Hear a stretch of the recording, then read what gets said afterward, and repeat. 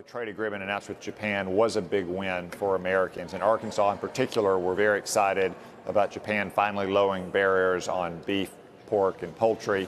I also think the new U.S. Japan agreement could be a gold standard for digital goods, the transmission of videos, books, music, what have you, between our two nations. And I actually think that the agreement will have the happy effect of putting us now in lockstep with Japan to try to get better trade terms with China. As we put more and more of these trade deals to bed, a couple of years ago with South Korea, now it's Japan, hopefully later this year it will be Mexico and Canada.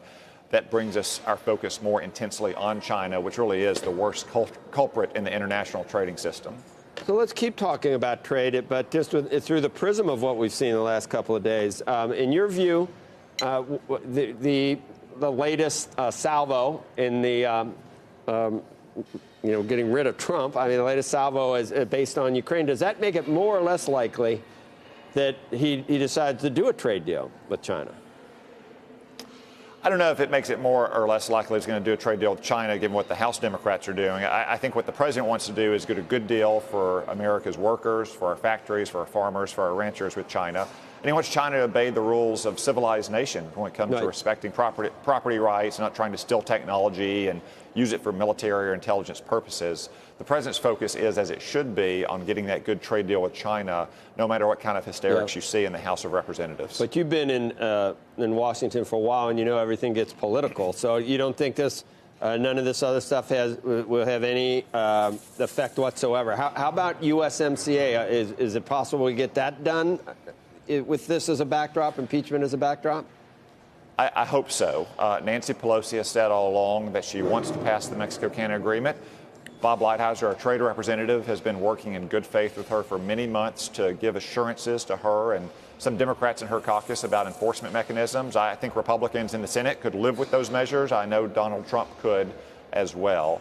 Unfortunately, the House Democrats have been trying to impeach Donald Trump since the day he was sworn into office. I think they voted 3 times already on impeachment. I hope that they'll focus on doing the people's business, one important part of which is passing this Mexico-Canada agreement. Yes. Just to get down and dirty, the Democrats would need 20 senators, I think, if they had all their own senators to go, if it does proceed to that level. Do you think that from what you know, from what you heard yesterday in the transcript, and I don't know what's going to come out with the whistleblower necessarily, do you think that this rises to the level of a high crime and warrants removal from office? No, it's a little mystifying to me, and I think most Americans, now that they've read the transcript of the president's call with the president of Ukraine, exactly what the Democrats are talking about. In fact, Nancy Pelosi said one of the grounds for an impeachment inquiry would be withholding information from Congress and the people. Well, the transcript has been released publicly.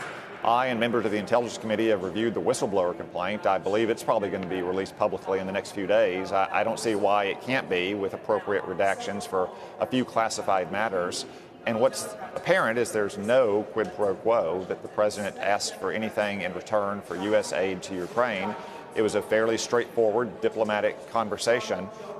Certainly, it's not what Joe Biden has boasted about doing. Joe Biden boasted on television about withholding American aid to Ukraine if Ukraine didn't fire the prosecutor that was looking into his son's company.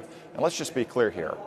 A Ukrainian oligarch didn't find Hunter Biden's resume on ZipRecruiter.com and start paying him $50,000 a year because he's an expert in Ukraine and oil and gas. He did that because Joe Biden was vice president of the United States.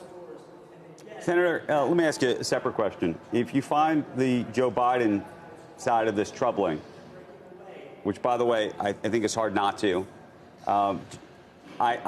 do you find anything about what the president did troubling? Not necessarily rising to a crime, not necessarily rising to a level of being impeached, but in terms of character, in terms of what it says, in terms of being the president in the White House, does anything about this trouble you whatsoever at all, or do you think that this is completely fine?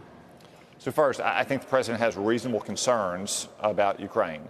Ukraine is riven by rival factions. Those factions point the fingers at each other a lot. One thing the president wanted to know earlier this year, whether President Zelensky, a newcomer to Ukrainian politics, was going to be better than some of the past leaders of Ukraine, especially when it came to combating corruption. Senator, I'm not referring to that piece of the transcript. I'm referring specifically to the piece of the call related to Biden. No, this is my point, is that Joe Biden, as sitting vice president of the United States, went to Ukraine and demanded the firing of a prosecutor that was investigating his son's company. Otherwise, he was going to withhold $1 billion in aid. He boasted about that. He bragged about that. That was under a previous Ukrainian administration. Now, with a new administration, the president wanted to get to the bottom of whether or not it was more trustworthy, it was going to take a more serious tack on corruption, and whether there were past actions that needed to be reopened. I'm not saying that there necessarily is anything there. I'm saying that these are reasonable questions when you look at the facts of a sitting vice president's son getting $50,000 a month. Senator, it's a common topic of conversation between our president and presidents of other nations when we're dealing with corruption, and especially with aid to those nations.